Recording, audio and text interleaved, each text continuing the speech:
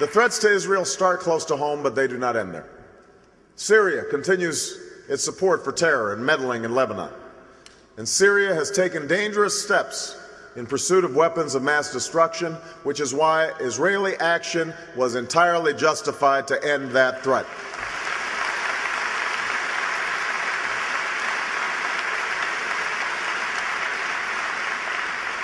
I also believe that the United States has a responsibility to support Israel's effort to renew peace talks with the Syrians.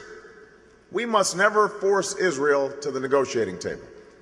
But neither should we ever block negotiations when Israelis' leaders decide that they may serve Israeli interests.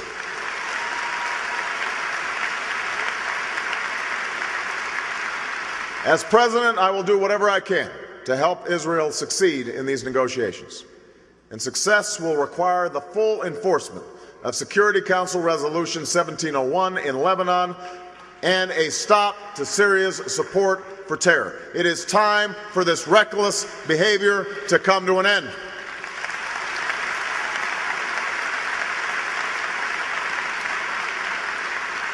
Now, there is no greater threat to Israel or to the peace and stability of the region than Iran. This audience is made up of both Republicans and Democrats, and the enemies of Israel should have no doubt that regardless of party, Americans stand shoulder to shoulder in our commitment to Israel's security. So while I don't want to strike too partisan a note here today, I do want to address some willful mischaracterizations of my position. The Iranian regime supports violent extremists and challenges us across the region. It pursues a nuclear capability that could spark a dangerous arms race and raise the prospect of a transfer of nuclear know-how to terrorists. Its president denies the Holocaust and threatens to wipe Israel off the map. The danger from Iran is grave, it is real, and my goal will be to eliminate this threat. But just as we are clear-eyed about the threat, we must be clear about the failure of today's policy. We knew in 2002 that Iran supported terrorism. We knew Iran had an illicit nuclear program. We knew Iran posed a grave threat to Israel. But instead of pursuing a strategy to address this threat, we ignored it and instead invaded and occupied Iraq. When I opposed the war, I warned that it would fan the flames of extremism in the Middle East. That is precisely what happened in Iran. The hardliners tightened their grip, and Mahmoud Ahmadinejad was elected president in 2005. And the United States and Israel are less secure. I respect Senator McCain, and I look forward to a substantive debate with him these next 5 months. But on this point, we have differed, and we will differ.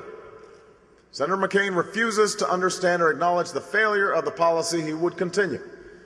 He criticizes my willingness to use strong diplomacy, but offers only an alternate reality, one where the war in Iraq has somehow put Iran on its heels. The truth is the opposite. Iran has strengthened its position.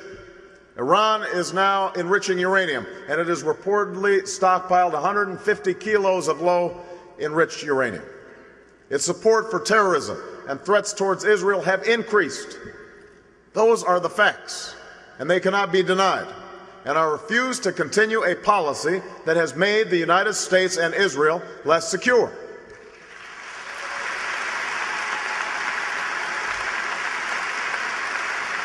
Now, Senator McCain and others offers a false choice: stay the course in Iraq or cede the region to Iran.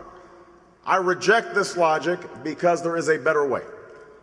Keeping all of our troops tied down indefinitely in Iraq is not the way to weaken Iran. It is precisely what has strengthened it.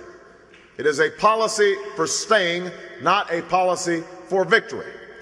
I have proposed a responsible, phased redeployment of our troops from Iraq. We will get out as carefully as we were careless getting in. We will finally pressure Iraq's leaders to take meaningful responsibility for their own future. We will also use all elements of American power to pressure Iran. I will do everything in my power to prevent Iran from obtaining a nuclear weapon.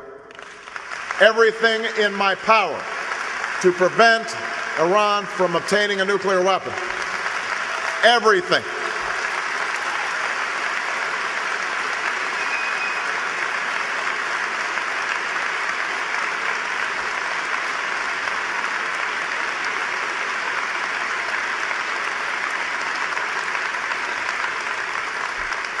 That starts with aggressive, principled, tough diplomacy without self-defeating preconditions, but with a clear-eyed understanding of our interests. We have no time to waste. We cannot unconditionally rule out an approach that could prevent Iran from obtaining a nuclear weapon. We have tried limited, piecemeal talks while we outsource the sustained work to our European allies. It has not worked. It is time for the United States to lead. Now, there will be careful preparation. We will open up lines of communication, build an agenda, coordinate closely with our allies, especially Israel, and evaluate the potential for progress. And contrary to the claims of some, I have no interest in sitting down with our adversaries just for the sake of talking. But as President of the United States, I would be willing to lead tough and principled diplomacy with the appropriate Iranian leaders at a time and place of my choosing, if and only if it can advance the interests of the United States. That is my position. I want it to be absolutely clear.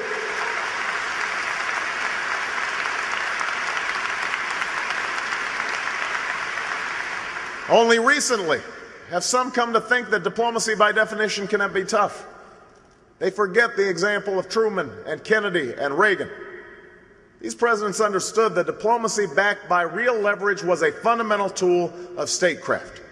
And it is time to once again make American diplomacy a tool to succeed, not just a means of containing failure. We will pursue this diplomacy with no illusions about the Iranian regime. Instead, we will present a clear choice. If you abandon your dangerous nuclear program, your support for terror, and your threats to Israel, there will be meaningful incentives, including the lifting of sanctions and political and economic integration with the international community. If you refuse, we will ratchet up the pressure. My presidency will strengthen our hand as we restore our standing. Our willingness to pursue diplomacy will make it easier to mobilize others to join our cause. If Iran fails to change course when presented with this choice by the United States, it will be clear to the people of Iran and to the world that the Iranian regime is the author of its own isolation. And that will strengthen our hand with Russia and China as we insist on stronger sanctions in the Security Council. And we should work with Europe, Japan, and the Gulf states to find every avenue outside the United Nations to isolate the Iranian regime, from cutting off loan guarantees and expanding financial sanctions to banning the export of refined petroleum to Iran, to boycotting firms associated with the Iranian Revolutionary Guard, who Quds forces have rightly been labeled a terrorist organization.